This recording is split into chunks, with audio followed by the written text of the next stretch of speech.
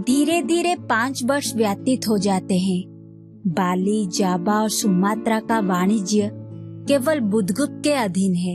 एक शाम चंपा बैठकर आकाशदीप जला रही होती है कि बुधगुप्त आता है और आकाशदीप के लिए उसकी हंसी उड़ाता है।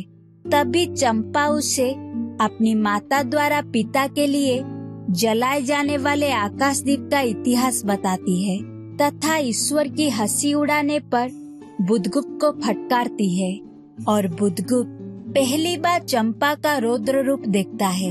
अब आगे।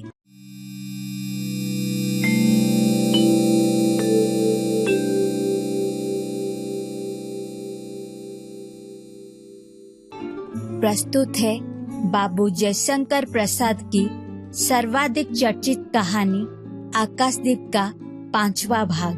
निर्जन समुद्र के उपकूल में बेला से टकराकर लहरें बिखर जाती थी। पश्चिम का पथिक रवि थक गया था। उसका मुख पीला पड़ गया। अपनी शांत गंभीर हलचल में जलनिधि विचार में निमग्न था। वो जैसे प्रकाश की उन्मलिन किरणों से विरक्त था। चंपा और जया धीरे धीरे उस तट पर आकर खड़ी हो गई। तरंग से उठते हुए पवन ने उनके वसन को अस्त व्यस्त कर दिया। जया के संकेत से एक छोटी सी नौका आई। दोनों के उस पर बैठते ही नाविक उतर गया। जया नाव खेने लगी। चंपा मुग्ध सी समुद्र के उदास वातावरण में अपने को मिश्रित कर देना चाहती थी। इतना जल, इतनी शीतलता, हृदय की प्यास न बुझी। पी सकूंगी? नहीं तो जैसे बेला से चोट खाकर सिंधु चिल्ला उठता है उसी के समान रोदन करूं, या जलते हुए स्वर्ण गोलक सदृश अनंत जल में डूबकर बुझ जाऊं।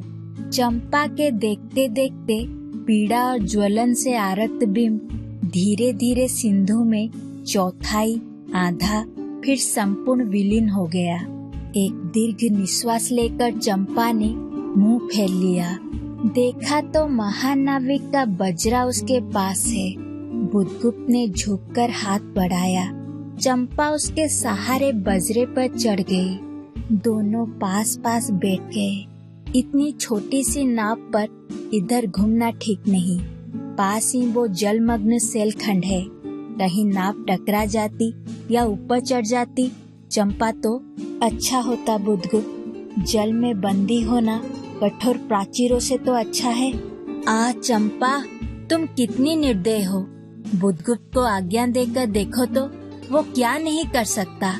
जो तुम्हारे लिए नए द्वीप की सृष्टि कर सकता है, नई प्रजा खोज सकता है, नए राज्य बना सकता है, उसकी परीक्षा लेकर देखो तो। कहो चंपा, वो कृपाण से अपना हृदय पिंड निकाल अपने हाथों अतल जल में विसर्जन कर दे। महानाविक जिसके नाम से बाली, जावा और चंपा का आकाश गूंजता था, पवन थराता था, घुटनों के बल चंपा के सामने छल छलाई आंखों से बैठा था। सामने सेलमाला की चोटी पर हरियाली में विस्तृत जल प्रदेश में नील पिंगल संध्या, प्रकृति की एक सहृदय कल्पना, विश्राम की शीतल छाया, स्वप्नलोक का सृजन करने लगी। उस मोहिनी के रहस्यपूर्ण नील जाल का कुहक स्फुट हो उठा। जैसे मदिरा से सारा अंतरिक्ष सिक्त हो गया। सृष्टि नील कमलों से भर उठी। उस सौरभ से पागल चंपा ने बुधगुप्त के दोनों हाथ पकड़ लिए। वहाँ एक आलिंगन हुआ, जैसे क्षितिज में आकाश और सिंधु का। किंतु उस परिरंभ में सहसा चैतन्य होकर चंपा ने अपनी कंचुकी से एक कृपाण निकाल लिया। बुधगुप्त, आज मैं अपने प्रतिशोध का कृपाण अतल जल में डुबा देती हूँ। हृदय ने छल किया, बार बार धोखा दिया। चमक कर वो कृपाण समुद्र का हृदय बेधता हुआ विलीन हो गया। तो आज से मैं विश्वास करूं, मैं क्षमा कर दिया गया।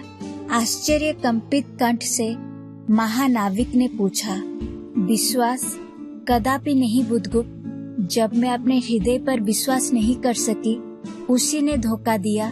तब मैं कैसे कहूँ मैं तुमसे घृणा करती हूँ, फिर भी तुम्हारे लिए मर सकती हूँ। अंधेरे जलदस्यु तुम्हें प्यार करती हूँ। चंपा रो पड़ी।